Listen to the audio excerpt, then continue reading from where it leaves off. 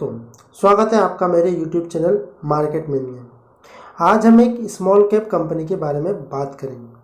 अब small cap company है तो डेफिनेटली बात है रिस्क भी उतनी ही ज़्यादा इन्वॉल्व है। जितने ज़्यादा रिटर्न्स उतने ज़्यादा रिस्क। चलिए बात करते हैं इसने क्या रिटर्न्स दिए हैं अपने निवेशकों को लास्ट 1 मंथ में। अगर एक महीने की बात की जाए ना तो -26% के रिटर्न दे चुकी है। अब जो भी कमज़ोर दिल वाले हैं वो तो यहाँ पे निकल ही चुके होंगे, पर लास्ट 6 मंथ की बात की जाए तो -17% के रिटर्न, मतलब अभी तक माइनस में ही चल रहे रिटर्न। चलिए अब 1 साल की बात करते हैं। अगर 1 साल की बात की जाए तो 240% के पॉजिटिव रिटर्न है। सिर्फ 1 साल होल्डिंग में ही 240% हो गया। मतलब जो रिटर्न आपको अभी माइनस में दिख रहा था वह पॉजिटिव में दिखने लग गया। चलिए अब बात करते हैं 5 साल की। तो 5 साल में इसने अपने निवेशकों को 3906% के रिटर्न बना के दिए हैं।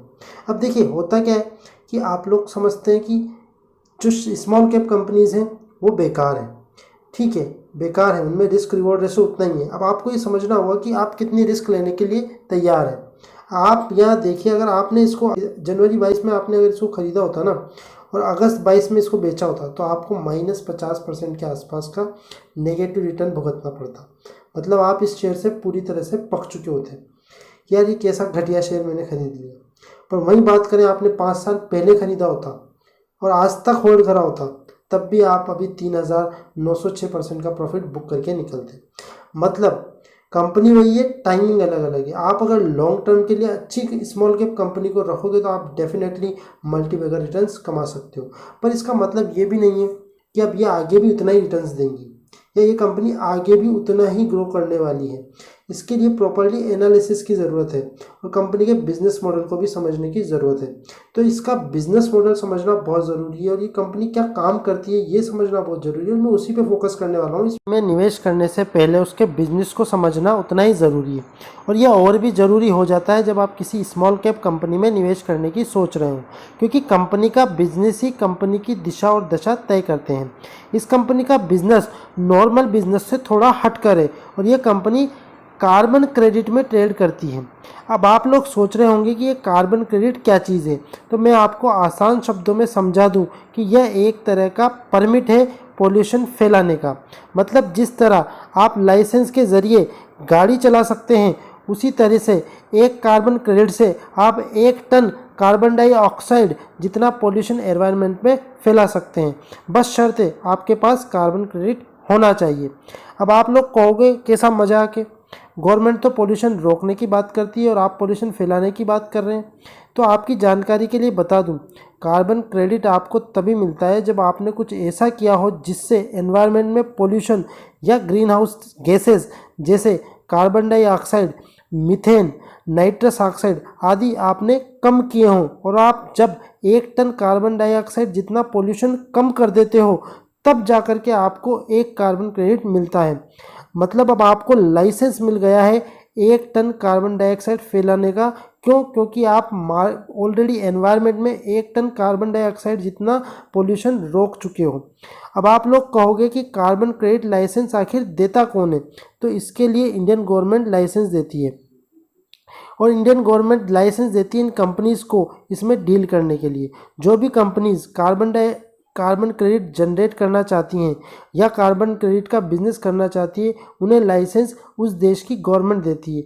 हर देश की गवर्नमेंट ये इशू करती है उनके देश की रेस्पेक्टिव कंपनीज़ को जो वहाँ रजिस्टर्ड है। और पूरी दुनिया में एक कार्बन क्रेडिट की वैल्यू 1 टन कार्बन डाइऑक्साइड जितनी ही होती है। इसके जो नियम हैं वो क्योटो प्रोटोकॉल के तहत जारी किए गए थे, सभी देशों में लगभग समान ही है। अब आप लोगों का अगला सवाल होगा कि इस सब की ज़रूरत क्या थी और इससे पोल्यूशन कंट्रोल कैसे होगा। देखिए, क्योटो प्रोटोकॉल में ये डिसाइड हुआ था कि सभी विकसित देश एक तय सीमा से अधिक पोल्यूशन नहीं फैला सकते और अगर वो ऐसा करते हैं तो उन्हें कार्बन क्रेडिट खरीदना होगा या जनरेट करना होगा। इसका सीधा सा मतलब यह है कि मान लो अमेरिका की किसी कंपनी ने अपनी लिमिट से ज़्यादा मतलब मान लो 1 टन ज़्यादा कार्बन डाइऑक्साइड वातावरण में उत्सर्जित कर दिया तो उस कंपनी को 1 कार्बन क्रेडिट खरीदना होगा, और इसको वो किसी भी देश की ऐसी कंपनी से खरीद सकती है जो ग्रीन हाउस गैसेस को वातावरण में कम करती है, या फिर ऐसी कंपनी में निवेश करके भी वो कार्बन क्रेडिट कमा सकती है। तो आज हम इस मल्टीबैगर स्टॉक की बात करने वाले हैं, वह है EKI एनर्जी सर्विसेज लिमिटेड। तो आज हम जिस स्मॉल कैप कंपनी की बात कर रहे हैं जो ऐसी बड़ी बड़ी कंपनियों को कार्बन क्रेडिट बेचती है, वह है EKI एनर्जी सर्विसेज लिमिटेड। यह कंपनी मेनली कार्बन क्रेडिट का ही बिजनेस करती है और उन एरियाज़ में फोकस करती है जहां से पोल्यूशन कंट्रोल हो सके, जैसे wind energy, plantation, solar energy, biomass ETC। मतलब ये कंपनी मेनली उन एरिया में फोकस करती है जहां एनर्जी भी जनरेट हो पर पोल्यूशन बिल्कुल ना हो और साथ में ही कार्बन क्रेडिट भी कमा लो। और इसका टारगेट 115 मिलियन कार्बन क्रेडिट कमाने का है, और इसे कमाने के लिए कंपनी बड़ी मात्रा में बायोमिथेनेशन प्लांट, पौधारोपण, इलेक्ट्रिक व्हीकल और आदि क्षेत्रों में रिसर्च एंड डेवलपमेंट करने के कमाने वाली है। तो अब आप लोगों को इस कंपनी का बिजनेस तो अच्छे से समझ में आ गया होगा।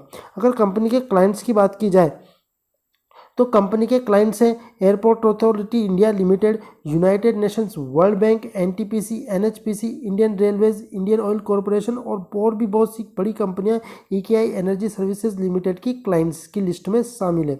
और अगर बात की जाए कंपनी के फंडामेंटल्स की, तो कंपनी के फंडामेंटल्स काफ़ी स्ट्रॉन्ग है।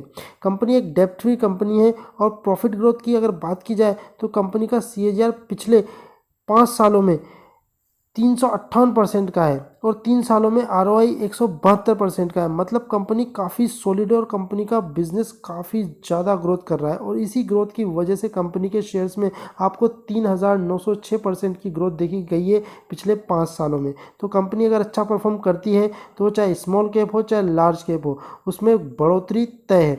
और प्रोमोटर्स की होल्डिंग्स की अगर बात की जाए तो दोस्तों आज भी इस कंपनी में प्रोमोटर होल्डिंग्स 73.47% के आसपास है, जो कि इसमें निवेशकों का भरोसा और भी ज़्यादा बढ़ाती है।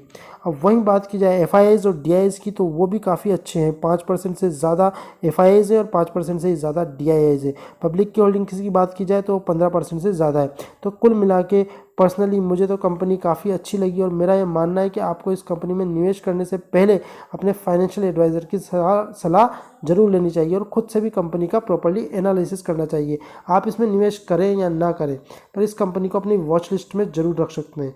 इससे आपको सीखने को मिलेगा और आपको पता चलेगा कि मल्टीबैगर कंपनीज कैसी होती हैं जो रिटर्न्स बनाकर दे सकती हैं नियर फ्यूचर में, और आप उन्हें पहले ही भाप सकते हैं उनके बिजनेस मॉडल को एनालिसिस करके। तो फिलहाल इस वीडियो में इतना ही। अगर वीडियो पसंद आई है तो वीडियो को लाइक, शेयर, सब्सक्राइब करना ना भूलें। Thanks for watching this video में।